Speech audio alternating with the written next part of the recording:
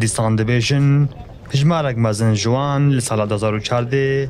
دست دگل داعش دهبو لو ما دفيت حكومة عراقي بشكرينا أمني لدافرين عرب نشين بكا يعني ازدي بفي شوي نكارن وگرن سر جوارن خوا مدرسێکە مازنە یان تقریبا ئەم کارن بیژن هەشتی سەدێ ژووی خەلکی گەنجێ دوان جهێلێ دوان داعش ڕەبوون چێت ئیجباری و چێت ڕەغبا خۆیانی ئەندیمامی داعش بووین و ئەپشع جەرایمکردنە بحەقی ئێزیدیە وەکو جەنابێتەوە عالم هەموو زانێ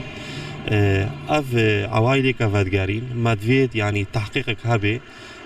تحقیق ئەمنی گەلک ینی ئەقەوی گەلک فیلتەرت ئەمنیرە دەرباز بن هەتانێکی کارن بزیێنە ماڵی خوا 3500 دۆرم ئەردێمە ئیروێ دەرێبوو سیبایەت مە هەبوون مەتەرکە هەمووکیدا و ماش ئەم ڕەڤیانش بەر ئەرهاب ئەم هاتن منتەقا شنگال مەڕەمبوسی ئاواکەنەک چوونە خانە سۆرێ المهۆمە مەتەرکا وردە چم هاتن ئەو گوندێت عەرەبایە دۆرامە کەندێ سیبایەت مە خەراگەن دارێت مە قوتکردن مالێت مە هەتا بەشتا بنیان تشتێک نەهێلان ئەوان عەرەبا بژن هەوانت وێوان عەرەبا دیسە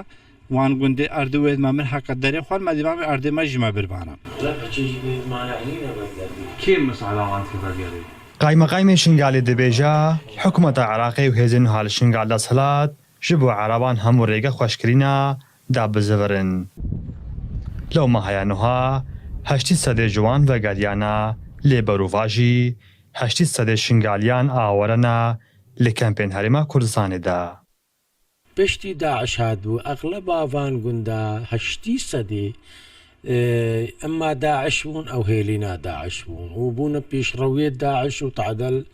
الفي دەبەرێت مەدڤات بە نەگەری هەتا مصالحەت چێنەوە هەتا حقوقی ئێڤان هەتا حقوقی ڤان بەیان نەبوو بە هەتا